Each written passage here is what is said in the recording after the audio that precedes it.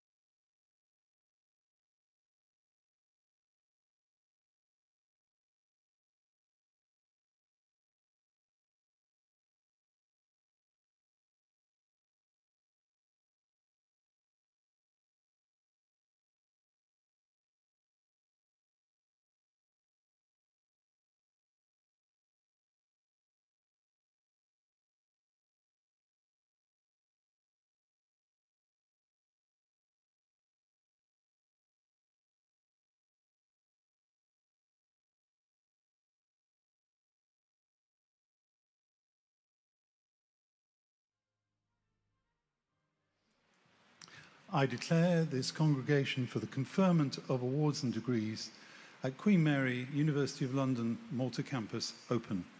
Please be seated.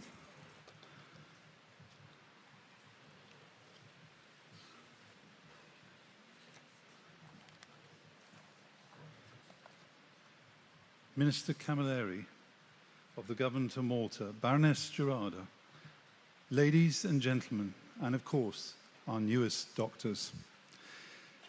As Vice President for Health at Queen Mary University of London, my very great pleasure to welcome each of you to the Citadella here in Rabat and to graduate our latest doctors from our Malta campus. Let's be really honest with each other. The last 6 months have been really, really challenging for all of our finalists, you, their families, their fellow students, and our staff. I want to pay a deep tribute to all of our QM Malta student body and staff for the dignified and collegial way you have approached an extremely difficult period, which you, like I, had expected to be one of the happier times of your life. For everyone involved in the life of our university, graduation is the most magical part of the calendar. Today, though, we need to acknowledge that 24 of our young people who are graduating today still do not have posts. We are absolutely resolute and committed to stand shoulder to shoulder with each of you, our newest graduands, to help and support them until a foundation post is secured, and no one will be left behind. In January, thank you.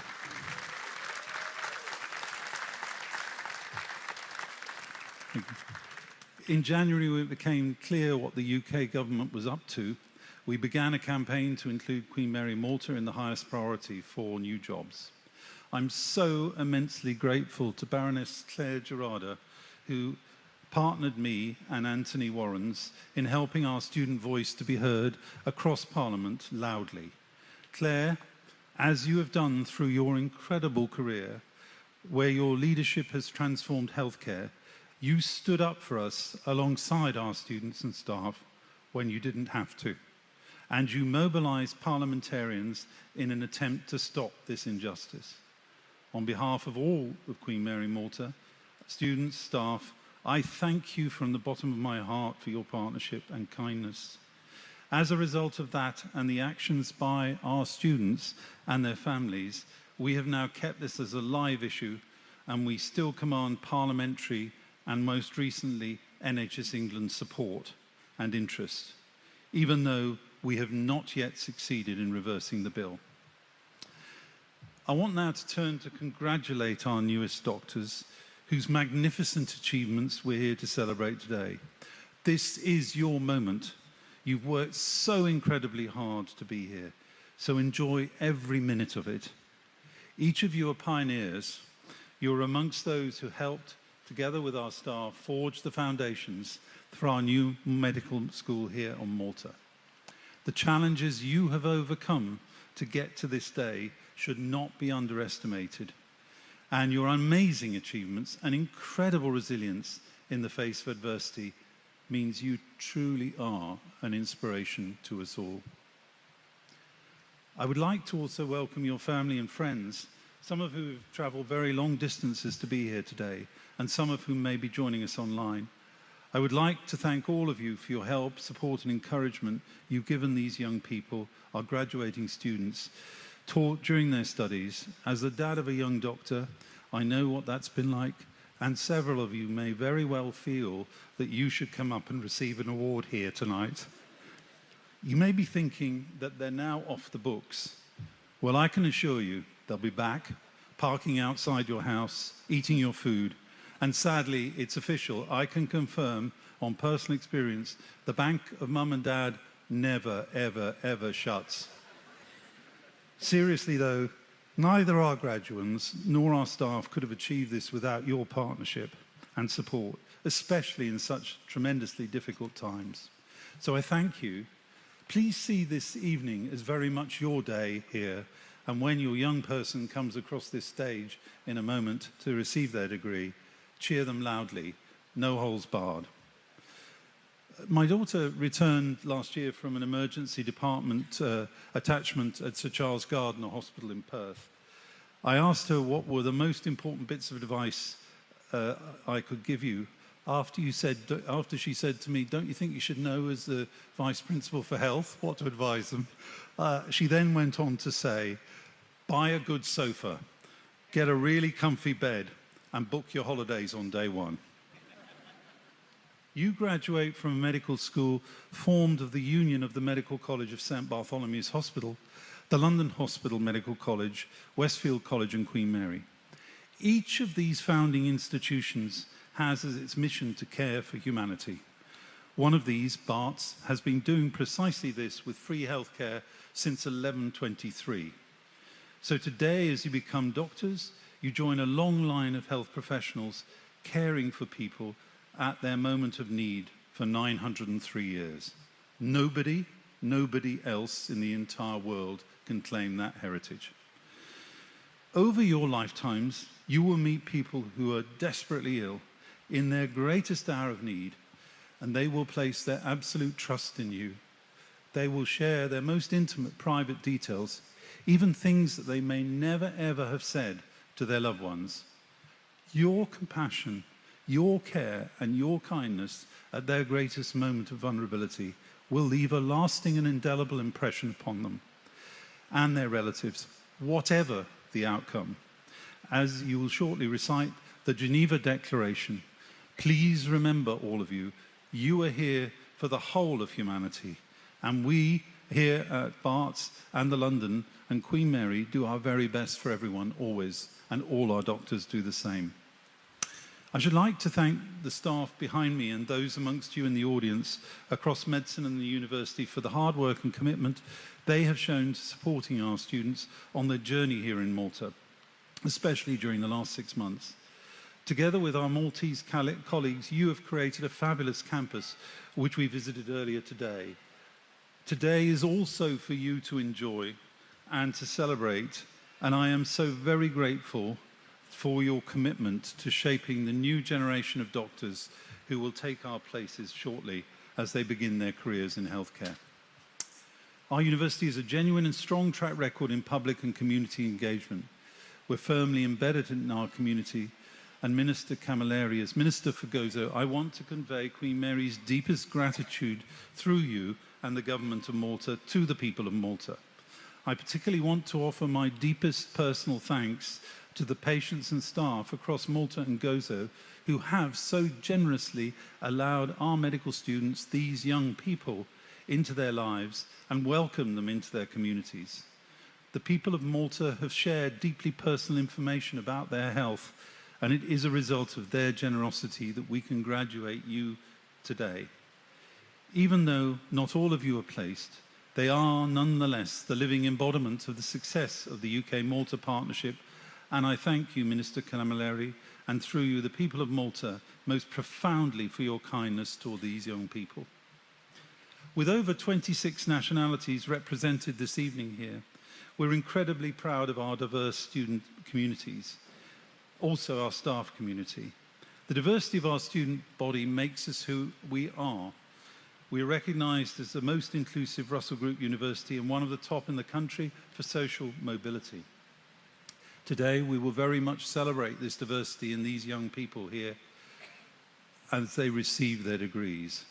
We also know from experience over many years that diversity is a potent catalyst for groundbreaking ideas shared between students who may have grown up locally with those from the other side of the world. Amongst you are sitting probably some of the best friends you will ever make, and you have one thing, and before you leave tonight, just take a look around you at the people you have shared this journey with. Very few people do degrees that last as long as yours, and very few people have the challenge of the degree that you've done. But amongst you, there probably are some of the best friends you will ever make in your entire life. And I still today, every year, meet up with members of my class from 42 years ago, and we go away for a weekend and do walking. You will find yourself meeting up. You have built a camaraderie and a fraternity and actually a group of people who have a shared experience. You may not believe me, but seated amongst you are future global health care leaders. You will transform lives. The track record of your predecessors is pretty strong.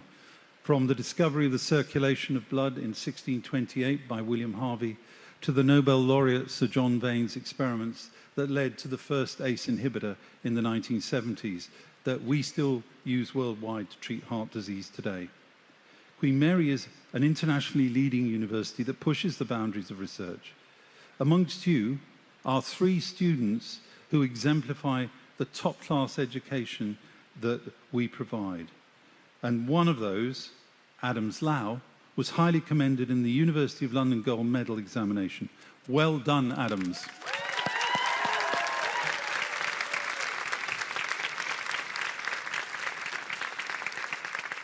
As an indicator of the research that we do, just a few weeks ago, you may have seen in the news that it was reported the work of Professor Peter Sassini from Queen Mary on human papilloma virus vaccination and testing means that over the past 4 years, for the first time, there have been no deaths in the United Kingdom from cervical cancer amongst the 20 to 24-year-old group.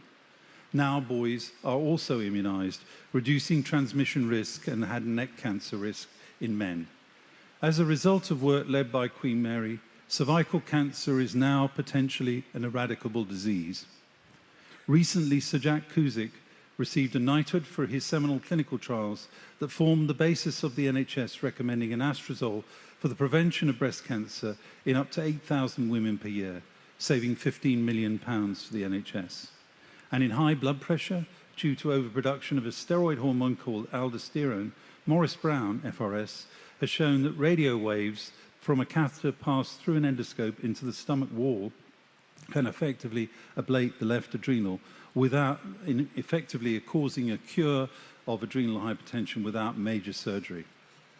Recently, Claire Jolly published novel insights into how HIV infection enters cells, and Chloe Orkin discovered that bictegravir and lenacapavir, a new combination medicine for HIV, works just as well as a complex regime involving up to 11 medications, preventing the worsening of HIV infection and reducing side effects. Quite simply, guys, people who train here or work here transform lives. One such is Professor Andrew Pollard, who led the vaccine trials of the Oxford AstraZeneca vaccine for COVID-19 at lightning speed. This UK invention went on to be distributed to 183 countries across the world in record time, saving an estimated 6.3 million lives globally in the first year of rollout, more than any other vaccine at that time. He graduated from this medical school in 1989. So I have great expectations of you guys, no pressure. There are so many stories like this of people living the values that we hold at Queen Mary. From today, you are ambassadors wherever you go. And if you wear your Barts London hoodies, you will find yourself welcomed across the NHS and prized as excellent doctors, as the head of workforce at NHS England told us last week. I'm so very proud of you and so delighted to share this moment with you. You've given yourself a fantastic platform for future. Although some of you still need jobs, we're going to work tirelessly on that with you. Today, the first part of your investment is realized. You and your families and friends will, like the staff at this university, feel extremely proud of your achievement. You're now part of a vibrant community of over 240,000 alumni from more than 770 countries across the world. As an alumni, you have an important part to play in helping us mentor future students that will follow you and imparting your learnings and what worked for you and supporting us with placements.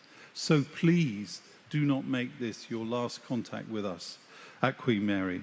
And as you settle into the health system, tell us your news and how best to reach you so we can update you on our news and what else is happening. The next phase of your career will probably take you into direct healthcare. You'll be aware that health systems across the world are challenged at the moment. And at times, I've got to be honest with you, the road will be rocky. And you may occasionally think to yourself, well, maybe medicine isn't for you. Remember at that moment that the doors of your university will always be open to you. and you can always reach out for help or advice. I qualified 42 years ago this week, although I can share with you that at times the going has been tough, and there will be many times also when you know that you brought a new life safety into this world or saved a life. 42 years later, I cannot think of a better way to have spent my life. And remember, I trained at this medical school, and I once sat in a similar seat to you today, just in London. If every day of your daily life as a doctor, if you just help 3 people, that's 15 people each a week, then in 47-week year, your care will help individually 705 people. In 40 years, or nearly 42 years like me, you will have transformed 28,200 lives individually, and all 68 of you will have changed the lives of 1.917 million people over the course of your career. Nobody else gets to do that. Please trust me, you will make way more impact on humanity than that. And whatever direction your career takes, you have the foundations to make a real difference in a challenged world. Before I close, I just want to say a really big thanks to your families and friends. And we've had a difficult journey in the last 6 months together, but I think we're coming out the other side. So often getting a degree is a team effort, and I know how critical your support has been for these young people. So your help and encouragement has enabled our students to achieve the success we celebrate today. So family and friends, when they come up, almost anything goes. As long as you remain fully clothed, you can do anything you like. Shout, cheer. I want to really hear you. I'm a bit deaf, as I told them earlier, so they're going to be cheering. I want to hear you. I'm running a competition, and I'll tell you at the end how you've got on. We'll soon proceed to awarding the degrees to our graduating students. This is your day. Enjoy every moment of it. Please remember that today is not the end of our journey together, and you have my absolute word that we will stand shoulder to shoulder with those of you who have yet to secure a post until you do, and no one will be left behind. Thank you.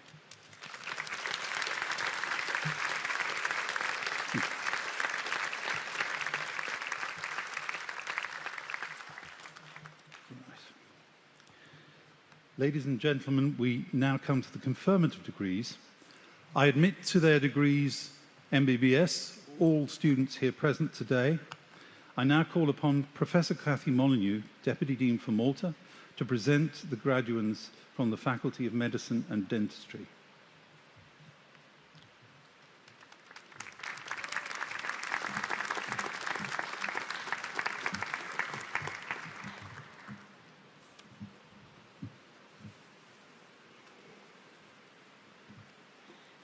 Vice President, I call upon the Minister for Gozo, the Honourable Clint Camilleri, and Professor Anthony Warrens, Deans for Malta and Partnerships, to assist in the conferment of degrees on graduates from the Faculty of Medicine and Dentistry for the Bachelor of Medicine and Bachelor of Surgery.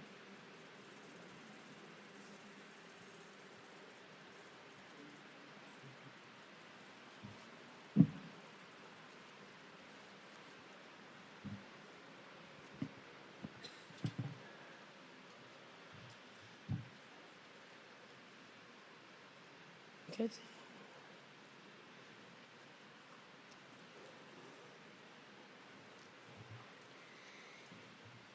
Hesh Abewikrama.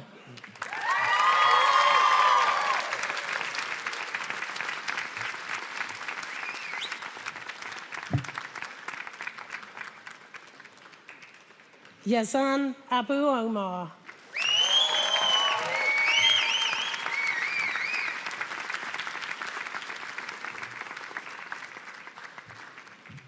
Before Yazan leaves the stage, I'm terribly sorry, I've made my first mistake.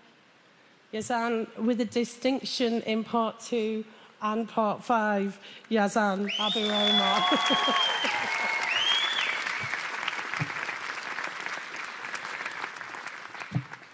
With a merit in Part 5 and a distinction in Part 2 and Part 4, Christian Alessio.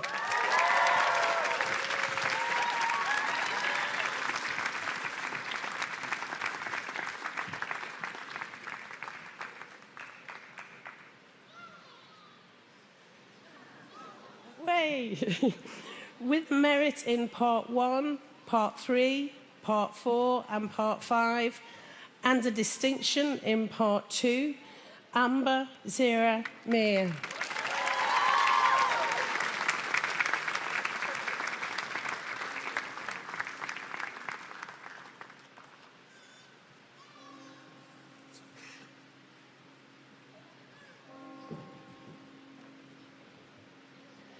With a merit in Part 1 and Part 2, Zara Arab.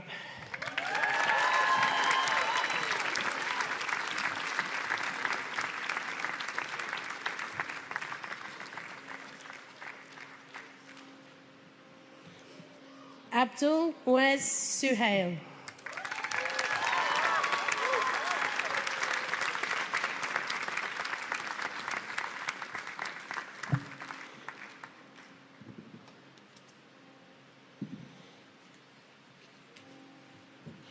With a merit in Part 1 and Part 3 and a distinction in Part 2, Tenku Taj Laila Binti Tenku Azhan.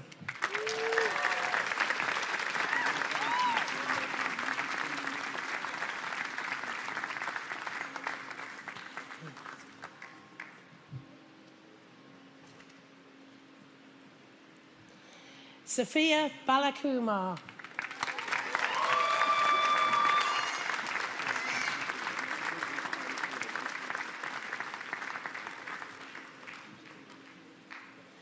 With a merit in Part 4 and a distinction in Part 1, Part 2, Part 3 and Part 5, winner of the Anthony J. Williams Memorial Prize, the College Prize MBBS Part 2 and the Tamros Prize for first place in 5D, Monica Busaka.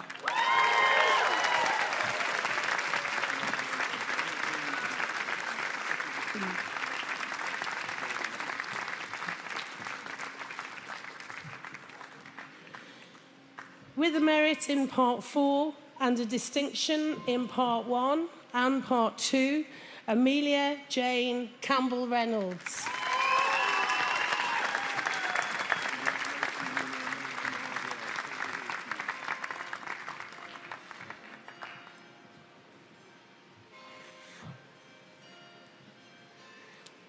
With a merit in Part 1, Part 3 and Part 5, and a distinction in Part 4, Ege Tan Selek.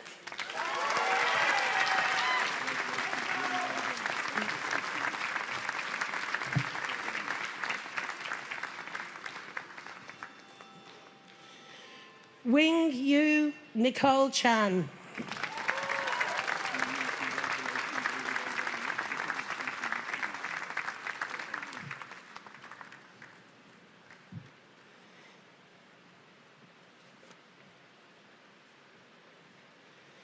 Kaylee Prishanti Chatur.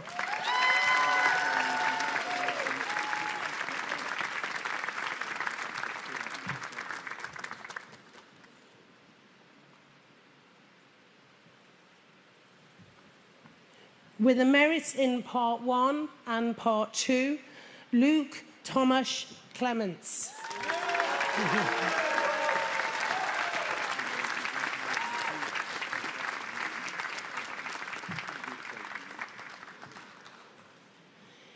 Bridget Amanda Coelho.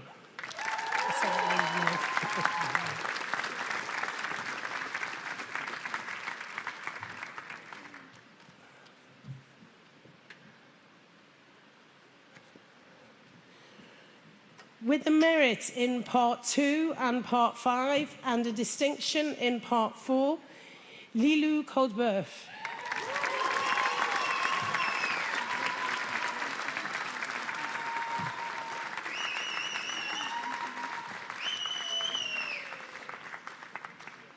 With a merit in Part 1 and Part 4 and a distinction in Part 2 and Part 5, Gargi Dole.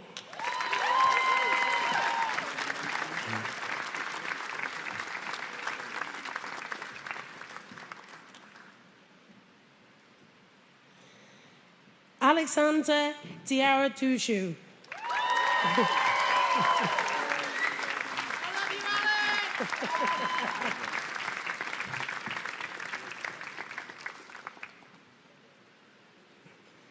Emma Victoria Poulsen Dura.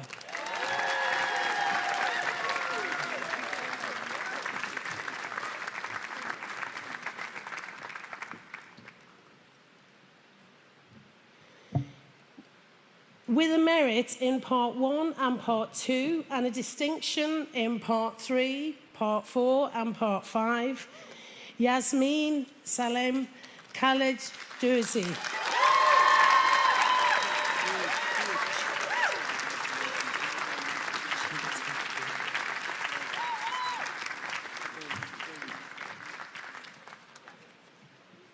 With a merit in Part 1 and a distinction in Part 3, Canada Ojinite Jiri Edu.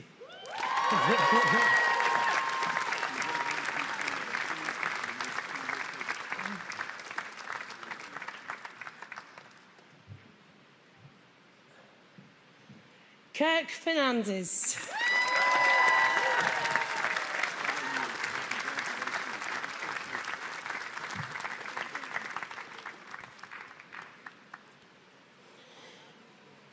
With a merit in Part 1 and Part 2, Rory Burson Fisher.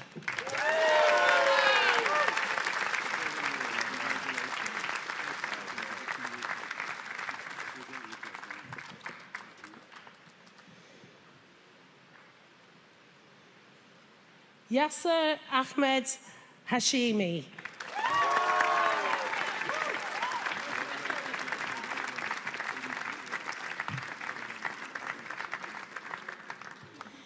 With a merit in Part 1 and winner of the Student Enhanced Engagement and Development Award, Ella Hazlitt.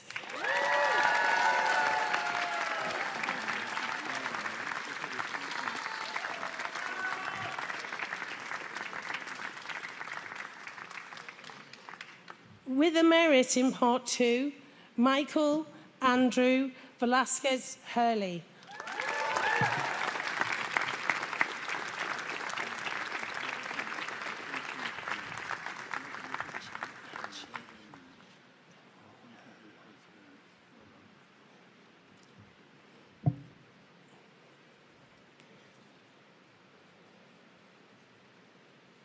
Jessica Imiachi Kankanamolaje.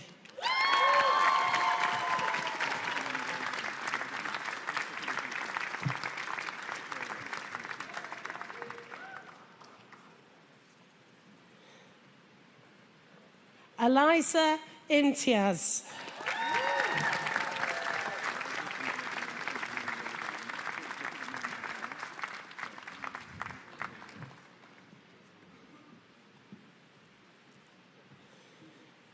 Rishabh Joshi.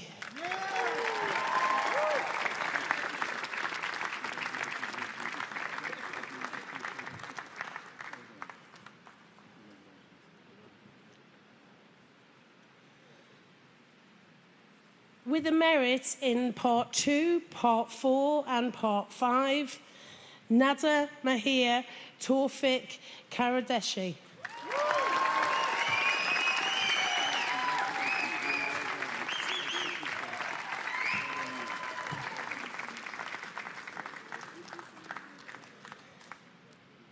With a merit in Part 1 and Part 3, a distinction in Part 4 and Part 5, Christiana Katsuru.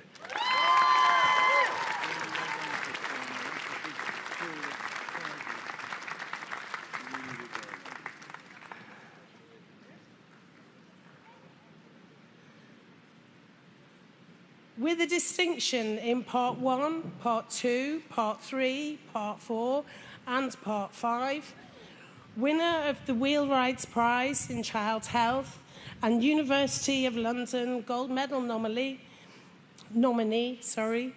Fatma Ahmed Khan.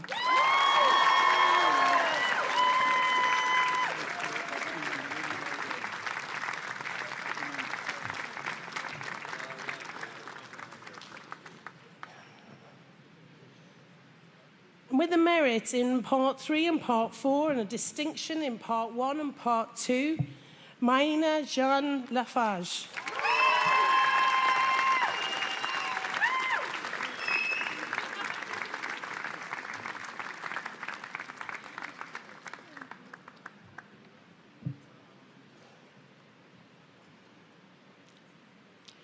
With a distinction in Part 1, Part 2, Part 3, Part 4 and Part 5. The winner of the Buxton Prize, the College Prize MBBS Part 2, the Knott Prize, the Wheatsman Prize in Cardiology, the College Prize MBBS Part 5, the Patrick Palsy Prize, and the Glanfield Harris Prize, and a high commendation for the best of the MBBS University of London Gold Medal finalists, Chun Adams Lau.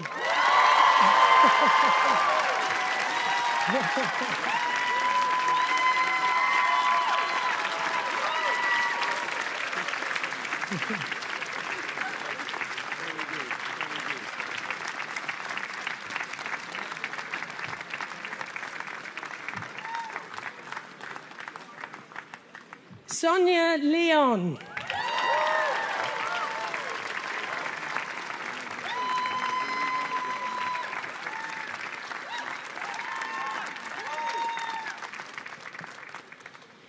Simran Lewis.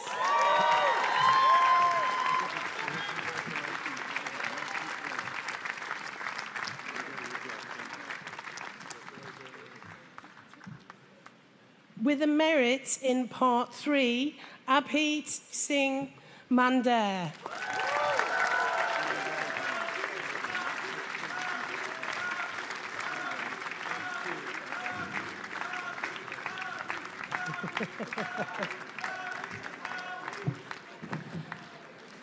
With a merit in Part 2 and Part 3, Noah Nek Mohammed Shiraz Manji.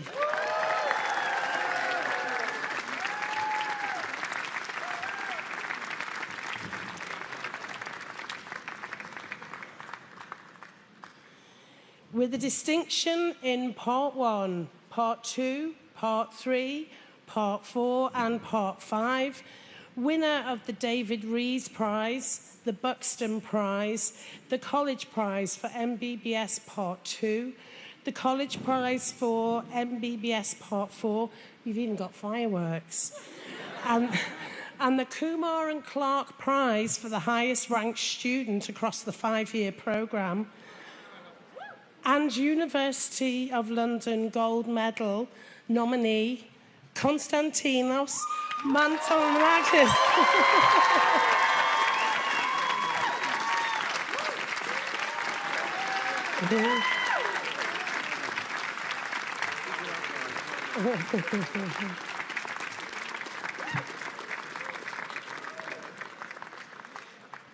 Okay, so the winner of the Student Enhanced Engagement and Development Award, Delilah Mara.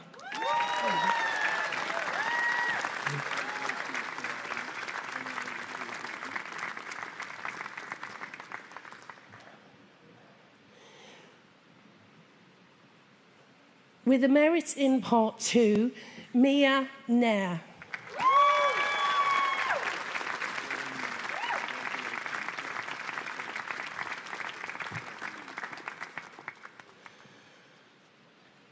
With a distinction in Part 5, Stella Panu.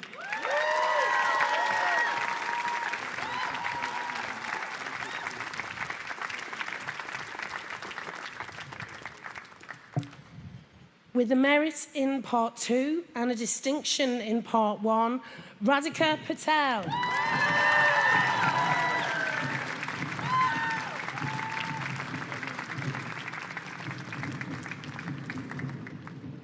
We've got fireworks too. With a merit in part 1 and a distinction in part 2, Charlie Roberts Pilgrim.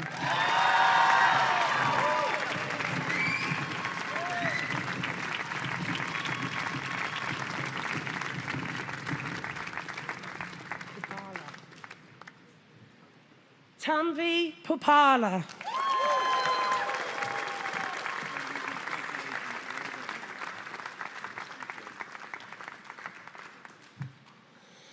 With a merit in part 2, part 4 and part 5, Emma Marie Elizabeth Quiviger.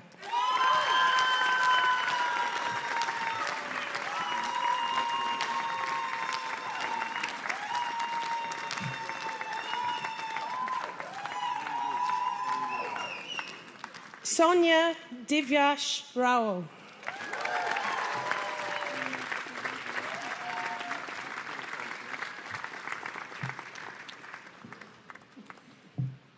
Sarah Maria Romano Correa.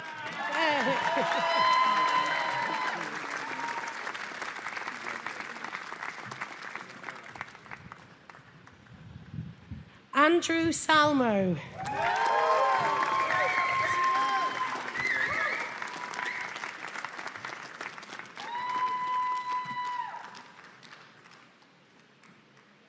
Supritha Senthil Kumaran.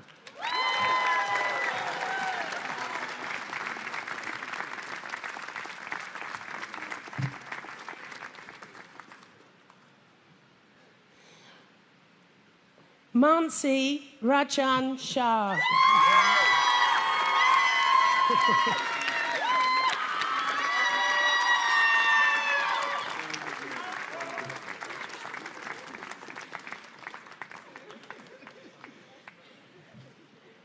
Gayatri Mayodadrithri Sharma.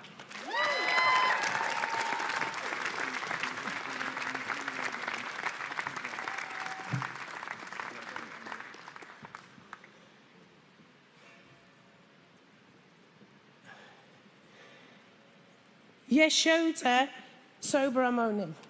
What's her name? I didn't see you.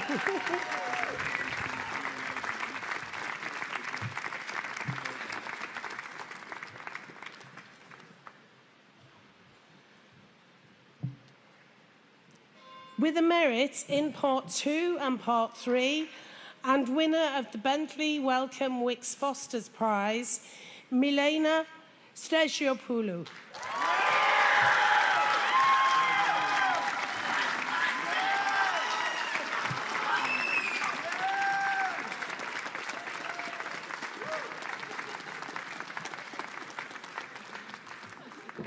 Rajdeep Sool.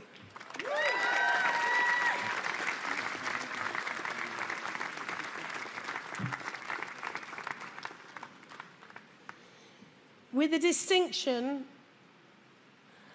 distinction in part 1, Taylor Gabriella Sutherland.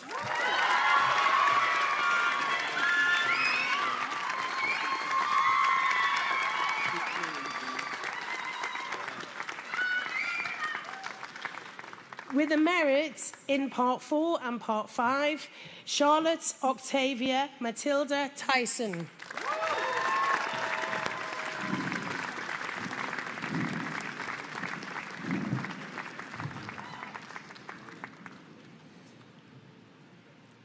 With a merit in part 5, Aisha Zaka Ula.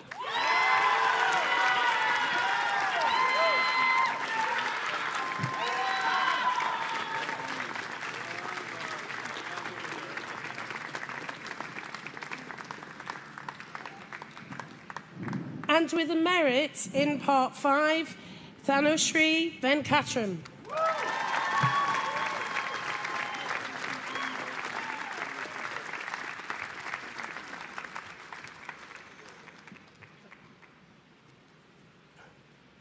With a merit in part 1, part 2 and part 4, and a distinction in part 5, Likitha Yadav.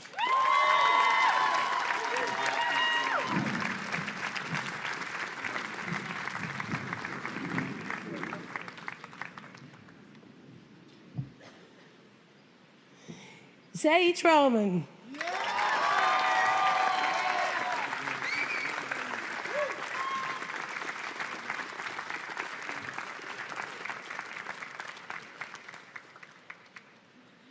That concludes the conferment of degrees from the Faculty of Medicine and Dentistry.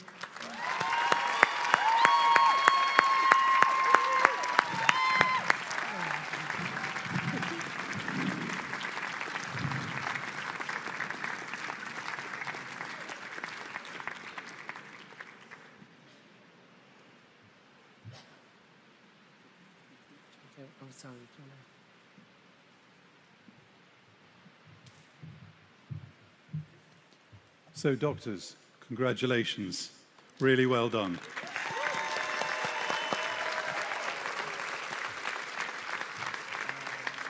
I now call upon Professor Warrens to speak to the Assembly.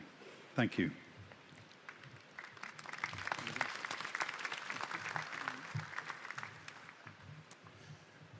May I add my welcome to you to this magnificent venue on this extremely important event. And I'm so pleased that the importance has been amply demonstrated by the high level of support that you are all appropriately receiving, as evidenced by the cast list on the front row on the stage behind me. The theme of my remarks today is law. Now, I have to return to the subject because we have to immediately recognize that there is an elephant in this citadella. Elephants are big animals, so it's appropriate that this elephant has a big name. And it's called the Medical Training Prioritisation Act 2026. And although this elephant is firmly rooted in the United Kingdom, it has, unfortunately, a very long trunk, and it stretches as far as Malta. This is a rushed piece of legislation which has cast a certain shadow over this ceremony. At each of the 4 graduation ceremonies we've had here in Malta, every graduand was preparing for a foundation year post to start within days of the ceremony. And unfortunately, that is not quite true this year. That said, we are in a much, much better place than at one point we feared we might be in. We know today that we have guaranteed position for 80% of you, and we celebrate that with you. But anything less than 100% is not good enough, and you have our solemn undertaking, which Professor Caulfield has said, and I will repeat, that just as we have since this legislation was introduced on the 13th of January this year, we will not rest until we have turned over every stone and pursued every avenue to achieve that figure of 100%. This was not the intention of the legislation. It's an example of another law, the law of unintended consequences. And you're in that position as a result of poor chance, but bad luck, through a process totally out with your control and out with the control of us, your university. To some extent, this is the law of the jungle. But you need to believe me when I tell you it will be all right. You will all get posts and you will get the full registration. You will then all have the opportunity to develop a full, glittering career in medicine that you deserve. But it's a law of human nature to be skeptical, even although you know the facts. Let me remind you of some of those facts. You have all satisfied the very exacting examiners of your Russell Group University. You have also satisfied the nationally mandated assessment of medical competence. You are today receiving the degree that graced Sir Ronald Ross, who discovered malaria, James Parkinson, who first described what he called the shaking paralysis, Sir Frederick Treves, who did the first appendicectomy in the UK, but is perhaps better known for his care of Joseph Merrick, the Elephant Man. Of Dr. Barnardo, who founded the most famous charity named after him, W.G. Grace, probably the most famous English cricketer, and Graham Chapman, one of the Monty Python actors. You didn't even have to exist to be associated with this medical school. Such was its reputation. Dr. Watson, the famous sidekick of Sherlock Holmes, is described by Conan Doyle in his books as being a Barts graduate. You are in very, very good company. You are emerging, as Professor Caulfield said, from the university at which William Harvey first described the circulation of the blood, and at which 9 Nobel Prize laureates have passed some or all of their professional lives. No transient organizational bump in the road will throw you off the track that has led those pioneers to greatness, and will you too. Your institution dates back to the 12th century. The government and minister who have passed this unfortunate law have not even survived into the 12th month after the legislation was enacted. I must warn you that all of us take our in our professional lives, have bumps and potholes. None of us, sadly, lead charmed lives without hiccups. You've been unlucky enough to encounter your first pothole early in your career. It's a measure of one's personality, how one deals with the inevitable adversity encountered. You will rise above this. You will emerge victorious. This too is a law of nature. You're bigger than that. Keep your eyes on the bigger picture. And the picture is about your patients. It's about delivering the best care you can in whatever branch of medicine you pursue. It's about honing your skills to the level when you know that you are providing your patient with what they need and are doing so in the most empathic fashion. And when you close the door of your consulting room and sit alone with your patient, you shut out the intrusive trunks of this and all other unwelcome elephants, of targets, of directives and endless documentation. It's you and the patient. The relationship with the patient may be direct, face-to-face, or it may be through the medium of the support of pathology or radiology, or medical research or communication. But the patient is at the center of it all, which is something that should buoy you up during any little local difficulties. I'm now going to make a request that may sound at first a little strange. If anyone is inclined to provide me with a recipe for sausages, I'd be very grateful if you didn't do so. I spent much more time these past few months learning how legislation is designed, written, and enacted. It's something I thought I would never need to know, but I now understand the old saying. There are 2 things in life about which it is said you do not want to know how they are made. One is laws, and the other is sausages. I've learnt too much about how laws are made and are implemented, and I didn't like some of what I saw. So if you have a recipe for sausages, please keep it to yourselves. So let's put sausages and laws aside and celebrate you, our graduates, today. Let us forget for a moment what we know or we don't know about the next few weeks. Rather, let us recognize the monumental achievements that each and every one of you are celebrating today. You are surrounded by your teachers, your friends, and your family. Everyone here wishes you well and recognizes what a special day this is for you all. So let us make sure that we look back on today from the vantage point of established and successful careers and lives. We look back on a day of happiness, a day of celebration.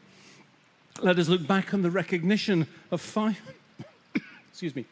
years spent in this idyllic place, populated by wonderful people, at a magnificent medical school that is today sending you on a journey of success. Let us celebrate all of that.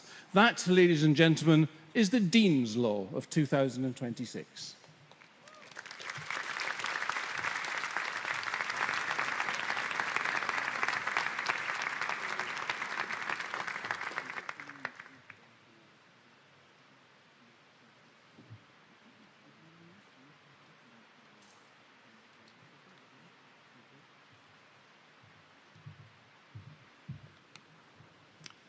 So, ladies and gentlemen, we now move to the presentation of the academic awards. This year we asked our students, now doctors, to nominate exceptional clinical tutors for 2 awards, the Bedside Teaching Award and GP Tutor of the Year Award. The nominations ran throughout the academic year, and we're pleased to announce the award recipients today. And I now call upon Professor Warrens, Dean for Malta and Partnership, to present these awards.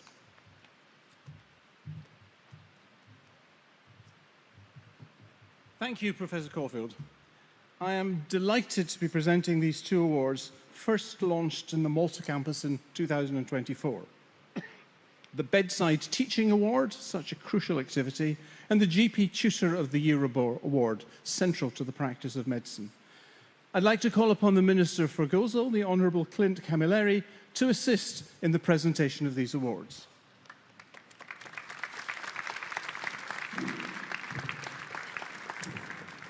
Students were asked to nominate exceptional clinical tutors. For the Bedside Teaching Awards, students acknowledged a number of exceptional qualities, including interactive and fun teaching, clear and calm instruction, and a very approachable and responsive demeanour on the wards during placements, creating a positive learning environment. I'm pleased to announce that the winner of this year's Bedside Teaching Award is Dr. Abu Samara.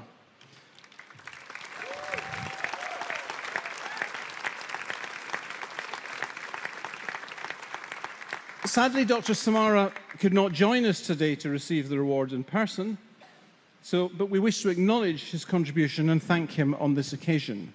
So I shall now move on immediately to the next award. This is the award for the GP Tutor of the Year Award. For this award, students were asked to nominate their favourite GP based on the exceptional learning experience they received this academic year. And for the 2nd consecutive year, it is my pleasure to invite Dr. Frank Kasha to the stage to receive the GP Tutor of the Year Award.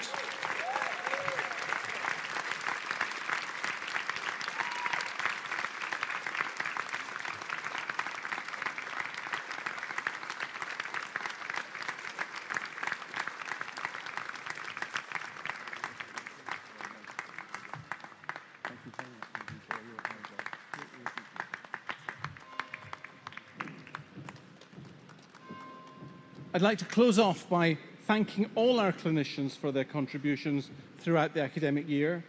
Your efforts are immeasurable, and today's ceremony is a testament to the hard work that you all put in to supporting our students. This concludes the presentation of academic awards. Thank you very much.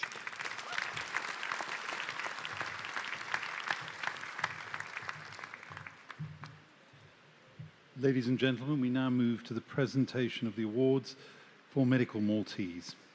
The award in Medical Maltese is an award that's accredited by the Malta Further and Higher Education Authority and is designed for students to help develop the 4 basic skills of the Maltese language and to understand Maltese culture. I now call upon Professor Cathy Molyneux, Deputy Dean for Malta, to present this award. Cathy.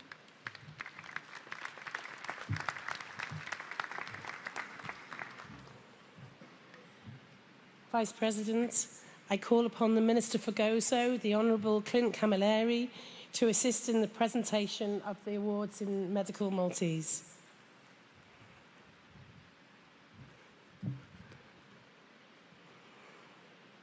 So, Michael Andrew Velasquez Hurley.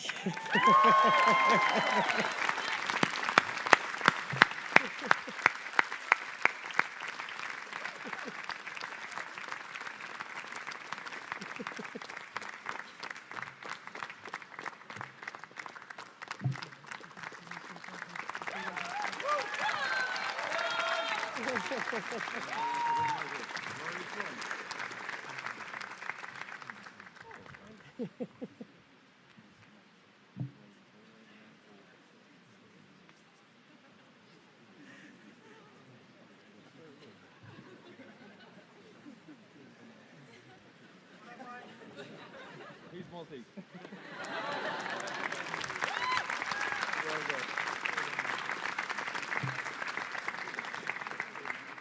We didn't warn Michael that he was going to get an extra oral exam on the stage. That concludes the awards in Medical Maltese.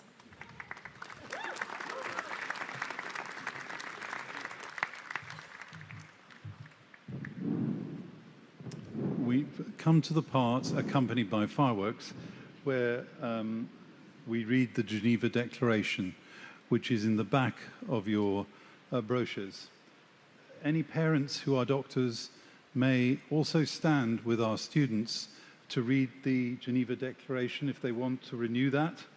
I now call upon Dr. Mark Buttigieg to read the Geneva Declaration, and he will lead you through it.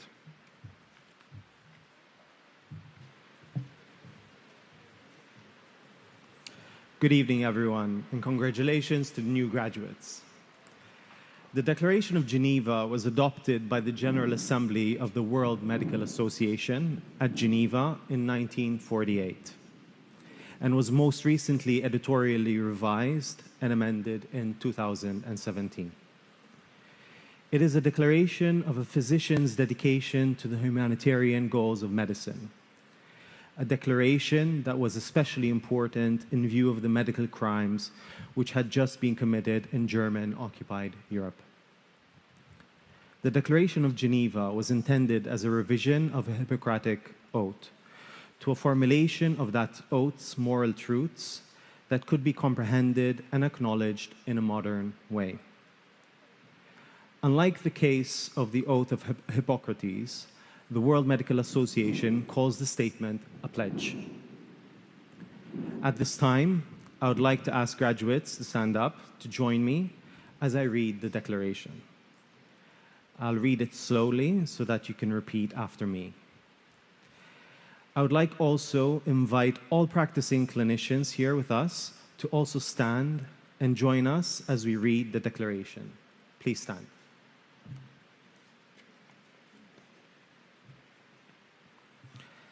As a member of the medical profession, I solemnly pledge to dedicate my life to the service of humanity. The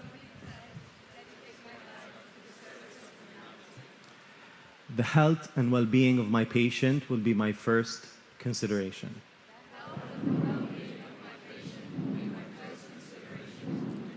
I will respect the autonomy and dignity of my patient. I will maintain the utmost respect for human life. I will not permit considerations of age, disease, or disability.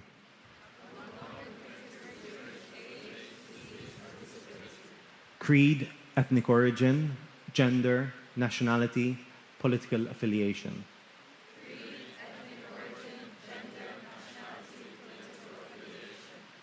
Race, sexual orientation, social standing, or any other factor.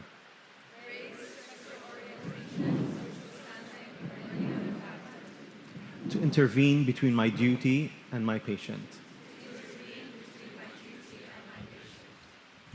I will respect the secrets that are confided in me, even after the patient has died.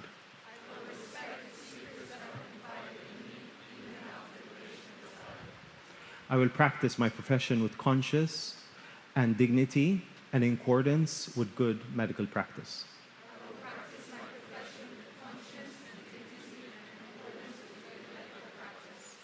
I will foster the honor and noble traditions of the medical profession.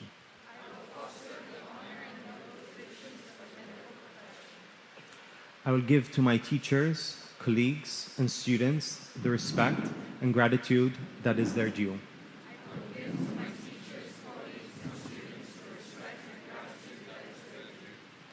I will share my medical knowledge for the benefit of the patient and advancement of healthcare.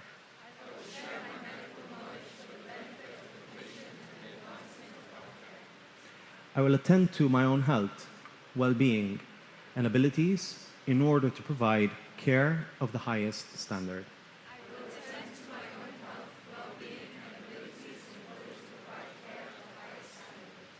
I will not use my medical knowledge to violate human rights and civil liberties, even under threat.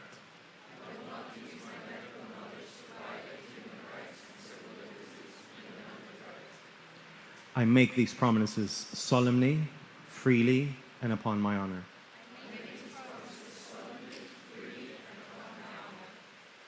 Everyone, this concludes the declaration. Thank you.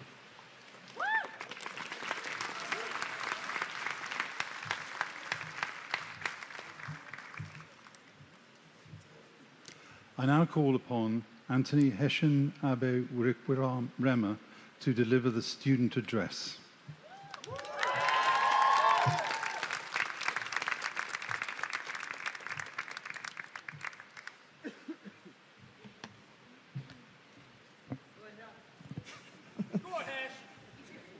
Good evening, everyone. To our esteemed guests, distinguished faculty members, proud families and friends, and of course, my fellow graduates. Tonight, we finally get to say the words we have waited years to hear. We made it. We are doctors.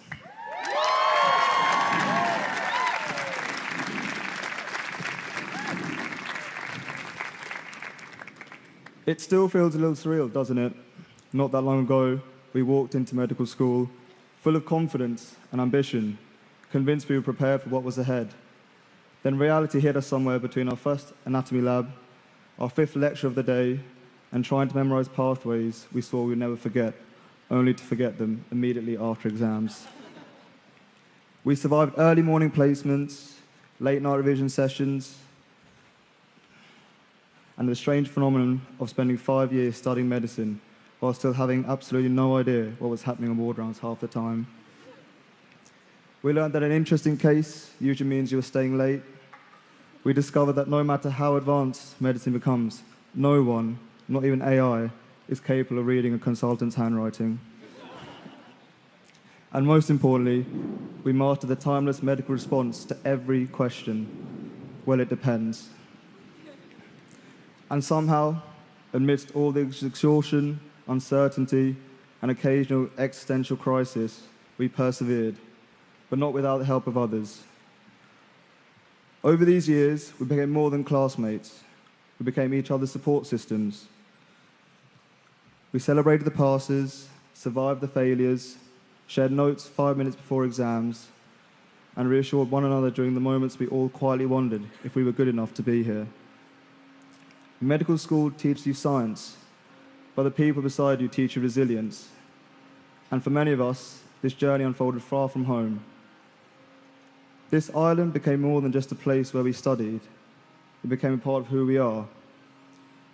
We arrived in Malta as strangers, to the country, to each other, and frankly, to adulthood itself.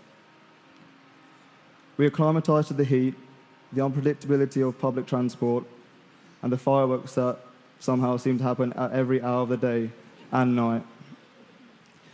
But somewhere along the way, Malta stopped feeling temporary.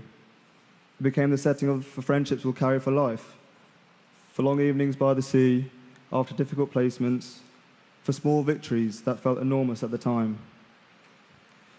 This island brought us new experiences, but also brought people together, where we've learned to balance the demands of the course through community, culture, sport, creativity, and celebration, creating moments that truly made Malta feel like home.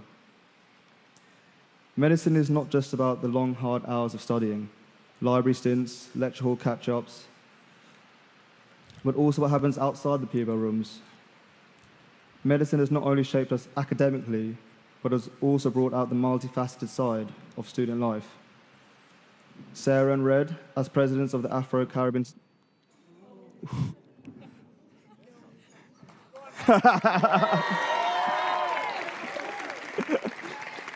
Carry on. Sarah and Red, as presidents of the Afro-Caribbean Society in Year 4, fostered an inclusive community that celebrated diversity and culture within our campus. Con and Adams, enlightening our last few years here with guidelines upon guidelines, another resource which was very useful for exams, a fully student-led genius project. Yashoda brought warmth and joy to many occasions with their beautiful singing performances, especially during Christmas dinners.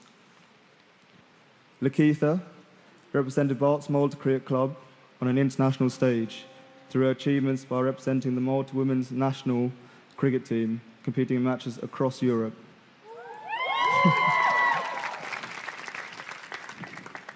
Amelia, Mina and Yasmin were part of the aerial dance community here in Gozo, where they found this new hobby back in year 1, and then by year 5, were coaching the next generation of Gozotan dancers.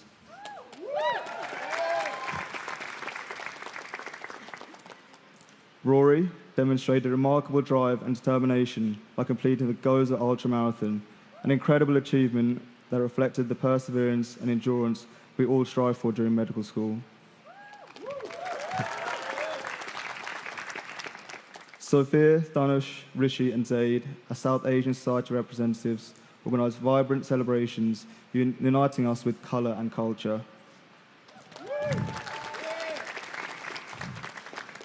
We have people in our year who come from various parts of the world. These shared experiences and feasts with one another created meaningful connections across different backgrounds and faiths.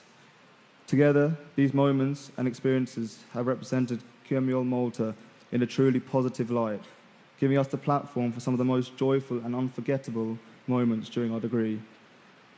And now, just as this place became familiar, we prepared to leave it. Some of us are returning home, others are moving somewhere entirely new. But wherever life takes us, part of us will always belong here, to this chapter that shaped us into the people sitting here today.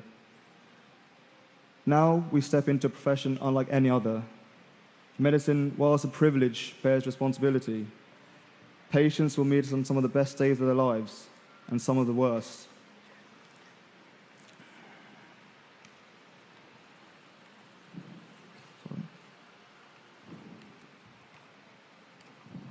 They will trust us with their fears, their pain, their hope, and sometimes with decisions that will change everything.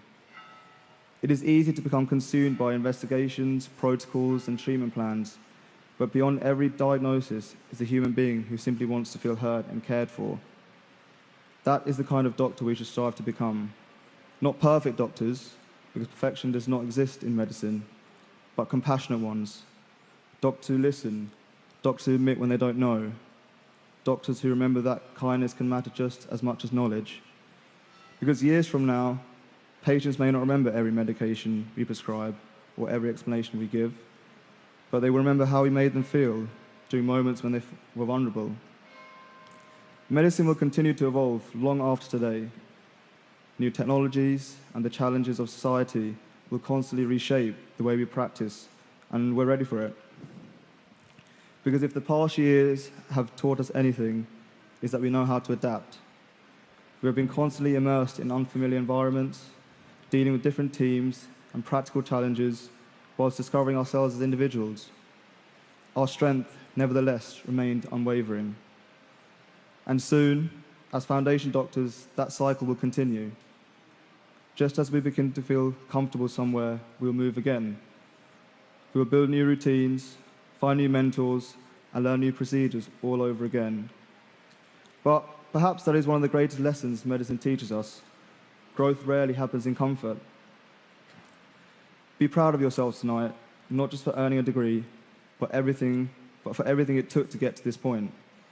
For the sacrifices no one saw, for the times you found a way to float when you felt like you were drowning.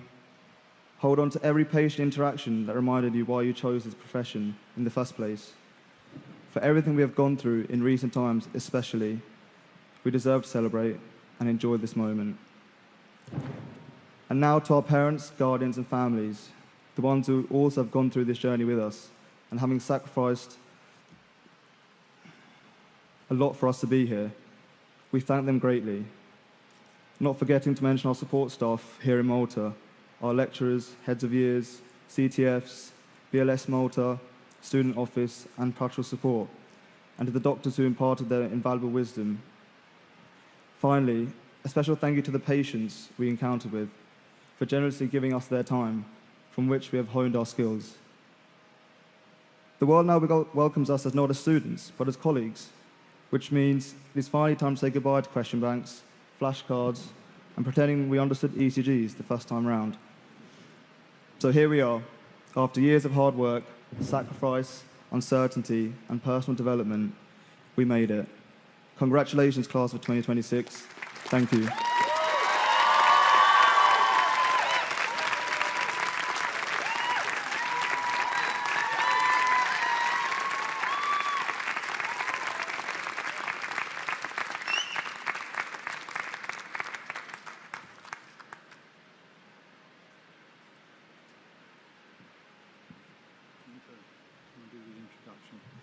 I now call upon Anthony to come back to the stage and introduce Baroness Claire Gerarda.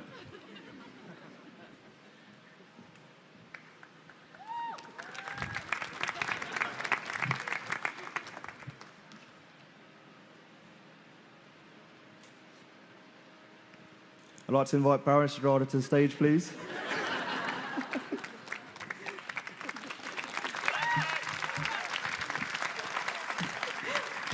Thank you, Anthony. And can you see me? Do you know, the NHS would be bonkers not to take these wonderful doctors. And just like your Vice-Chancellor and the Dean, I will do everything in my power to make sure that we take you for years and years and years, graduates to come, because you are wonderful. And as I discovered today, all those distinctions and merits and prizes and all of that is from the whole cohort of QMUL, not just this very small cohort. So how amazing you've all done. I never even got a merit or anything anyway. Thank you for inviting me. Just by the by, the word general practice was mentioned. We had the alumni from Barts in general practice has been amazing. I think 3 ex-presidents and the founder of the Royal College of GPs were all Barts graduates, so you also have an unbelievable track record in general practice. Now, I suspect that you've all learned a few things about Malta and the Maltese since you've been here. You've probably learnt that driving on the island is treated like a personal challenge.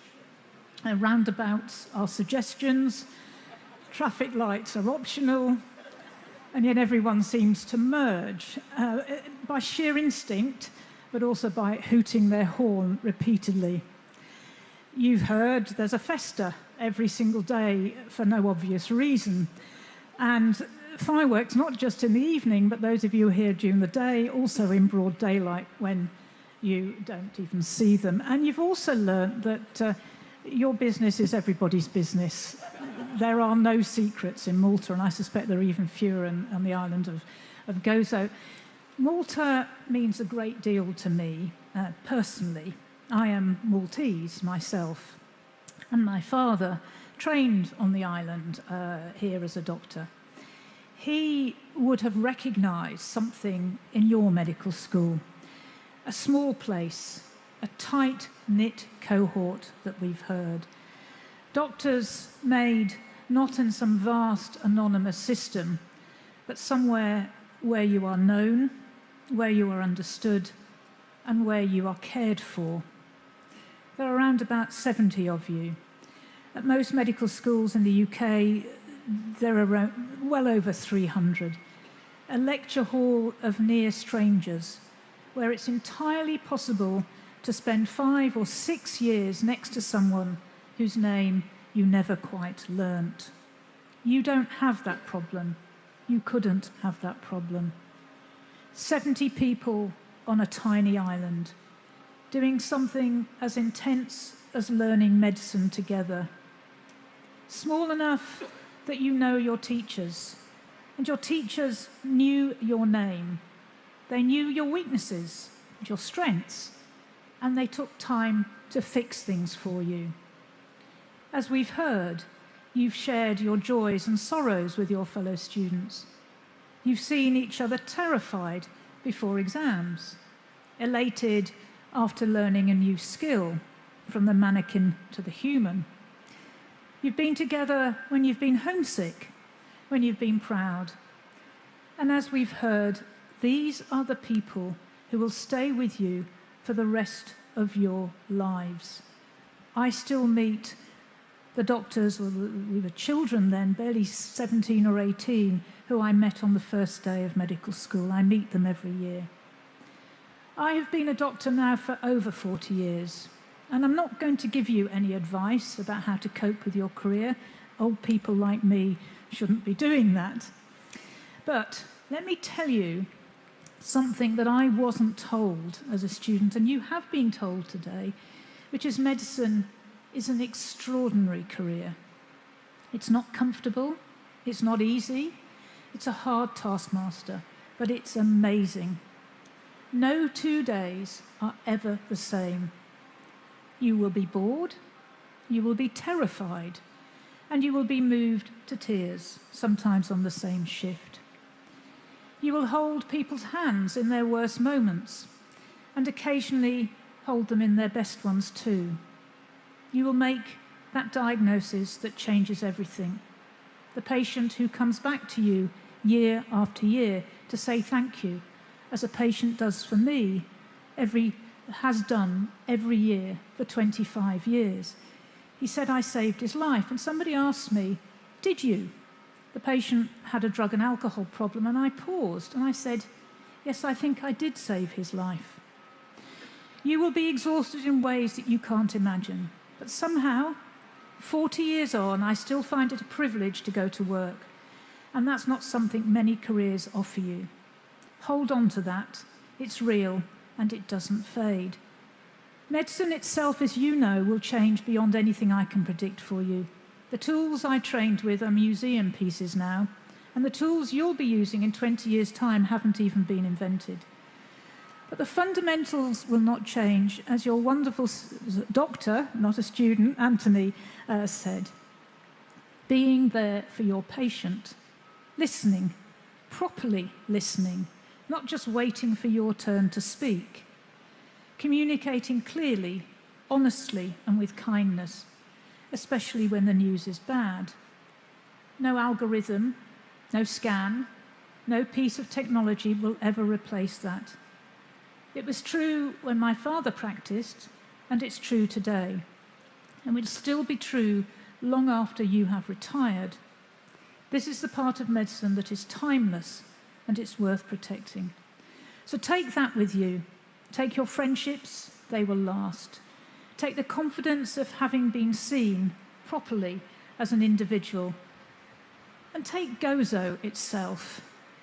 Because I suspect whatever hospital or practice you end up in, on whatever grey January morning when it's pouring with rain and it's cold and somebody's hassling you, some part of you will remember training somewhere this beautiful, and it will remind you why you wanted to be a doctor in the first place.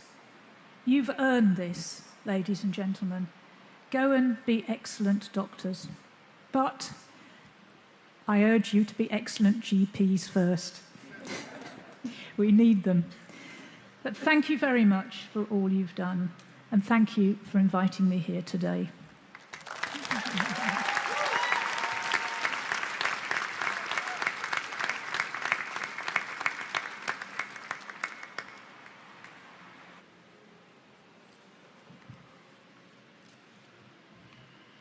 The challenges of the past few months have required the university to mobilise numerous people in various positions of authority to try to protect us from the new UK legislation. One person stands out as having expended enormous efforts at every hour of the day and the night, whether in the UK or various other venues, often on holiday, to help us. And that is Baroness Claire Gerarda, who has joined us today.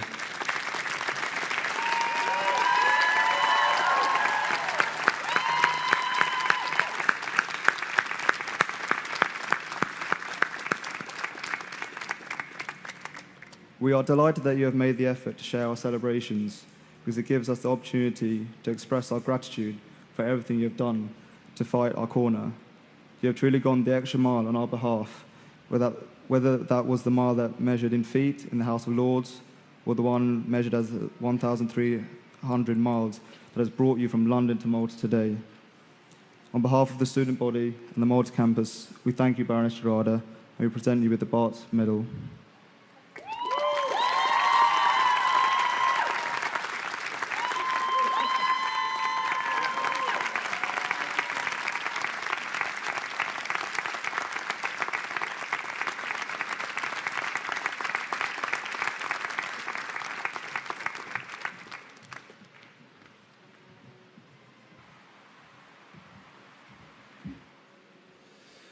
So Hesh has just given you, Claire, the highest honour that our Students' Association, Barts London Students' Association, bestows on anyone, normally reserved for student officers who've excelled, but that's how these people think of you.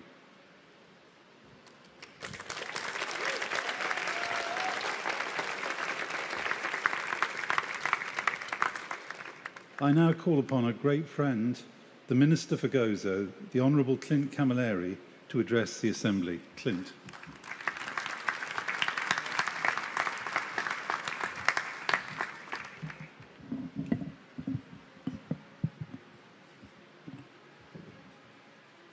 Vice Principal, Professor Mark Caulfield, esteemed faculty, distinguished guests.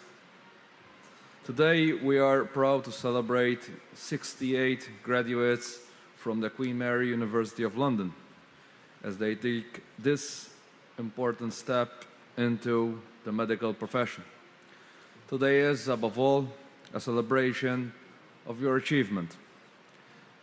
It marks the culmination of years of hard work, sacrifice, and determination. More importantly, it marks the beginning of a career dedicated to improving lives.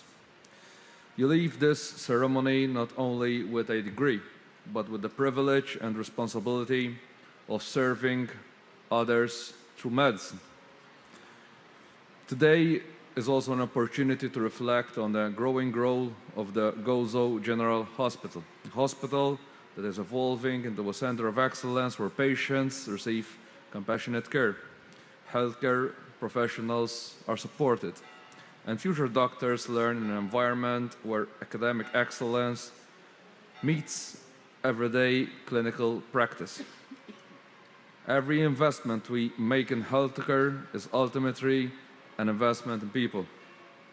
It is about ensuring that patients receive timely, high-quality care close to home, and healthcare professionals have the facilities and technology they need to provide that care.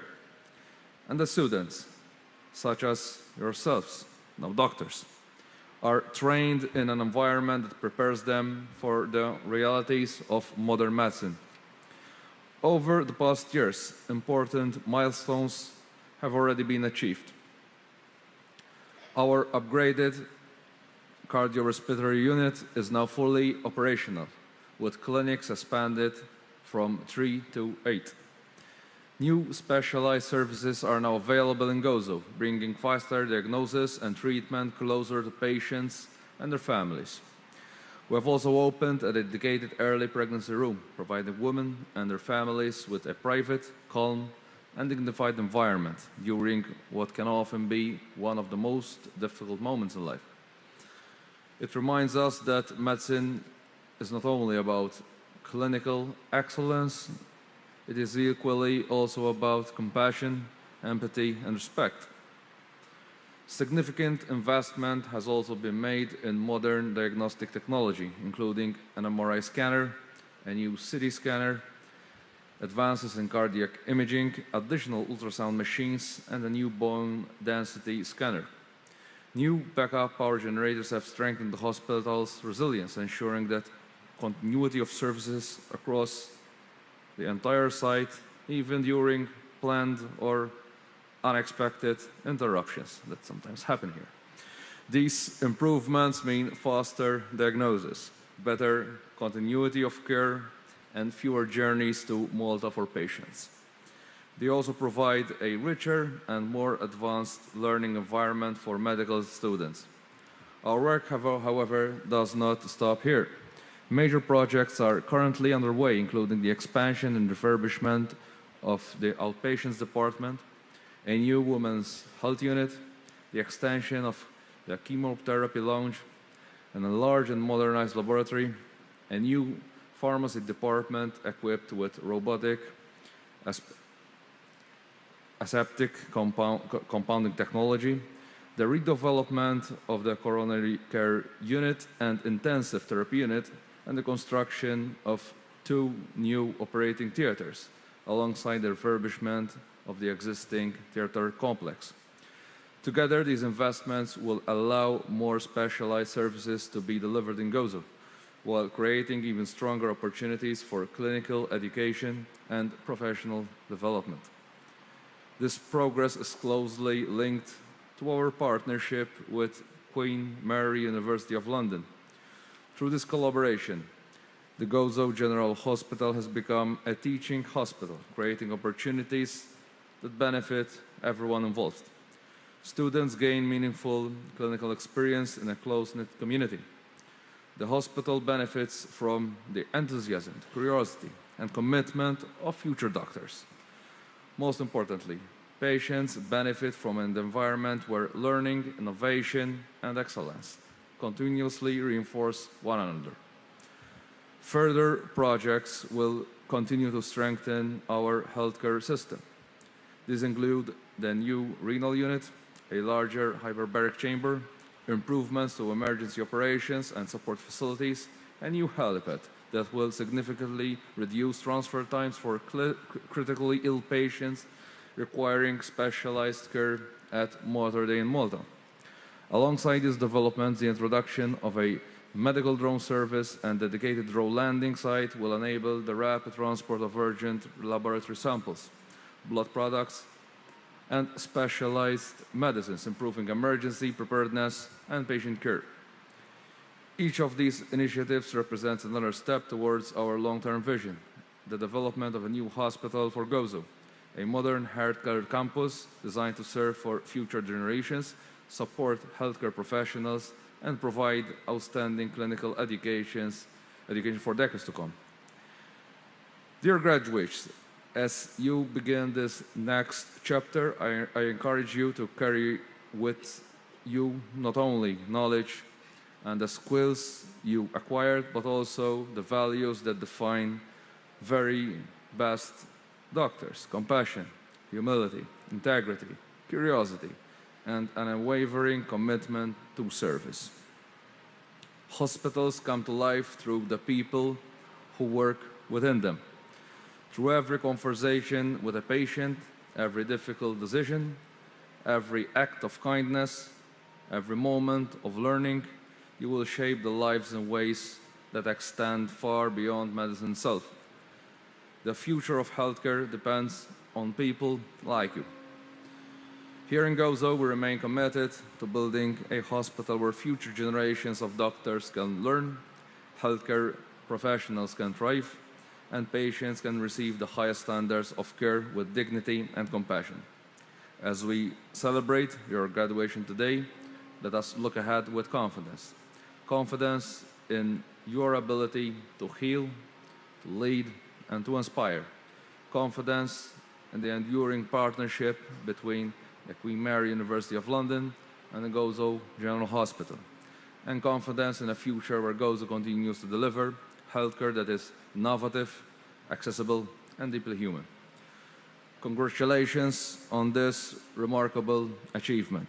May your careers be guided by knowledge, strengthened by courage, and always inspired by compassion.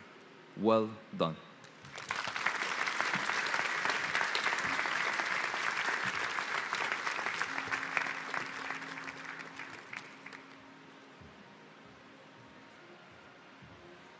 Thank you, Honourable Minister, for that wonderful address. And please, as I said earlier, take the gratitude of these young people and Queen Mary University of London back to the Government of Malta. This, with your championship and that of others in the government, has been a tremendous partnership. So we're now close to an end. You've had the full Malta experience.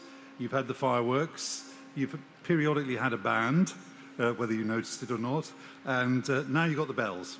So very shortly, we will close this ceremony and proceed to the ditch. Now, those of you who are of English heritage will know that ditches are usually unimpressive places that you avoid at all costs, not this ditch. And it will be spectacularly full of the essential fluid balance, they're starting to flag a bit over here, that these people now need. I urge you to prescribe urgent fluid balance for them before they desiccate. So, just earlier on, a few of you accidentally left some of your belongings back at the campus, we have them. That's the good news. If you come and see us, we'll try and help reconnect you with your personal belongings. When the procession leaves, our students will follow us. Can you stay here for a moment? Because they're going to come back and go behind the seats here and do a very special picture in front of the cathedral. So I'd like to thank everybody who's contributed to today, particularly the Malta Campus team who are over there. Come out, guys. Come on, no shyness now. Come on, out you come. Iman, come on. Come on, Lee. Come on, Deborah. No hiding. And there are others arranged around the side. Deepest thanks to you guys and everyone here who has contributed to this moment. So, graduates, we've celebrated your success today, and rightly so. I now would like to ask you to stand and turn and face your loved ones over here and behind you, and I'll tell you what to do in a minute when you're all upstanding. So if you locate them, just turn around. Right, you guys, these people have tirelessly supported you for 5 years or more. They've given you everything. Let's show them what we think of them. Thank you.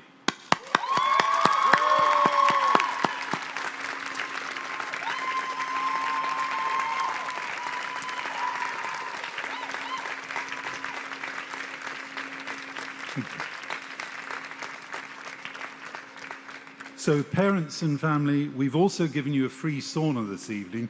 Perhaps you didn't plan that when you came here, but I'd like to now invite you to stand, turn and face your loved one over here, and let's show them. I know that at times it's been tricky. I know that at times you've wondered whether it's all worth it, but you love these people, and you're one of the key reasons why these people are here. So let's say what we think to them.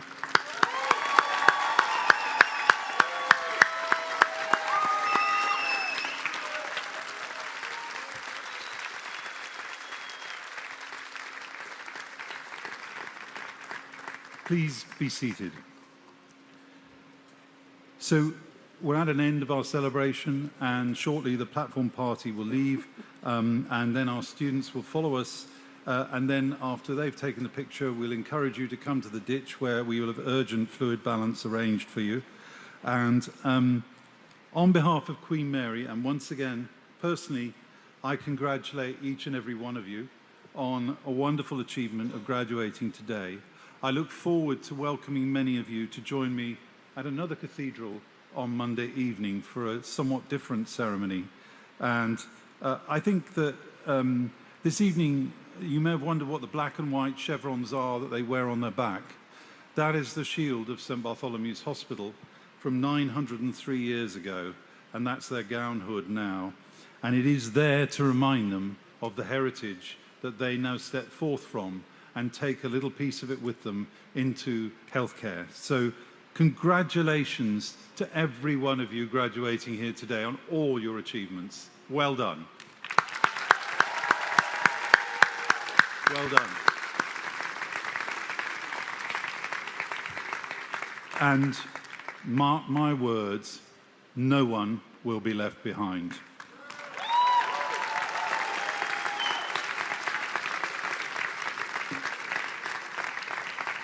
I now declare this congregation for the conferment of degrees at the Citadella in Rabat on Gozo, on behalf of Queen Mary University of London, to be closed. Would you please stand as the platform party leaves? Thank you.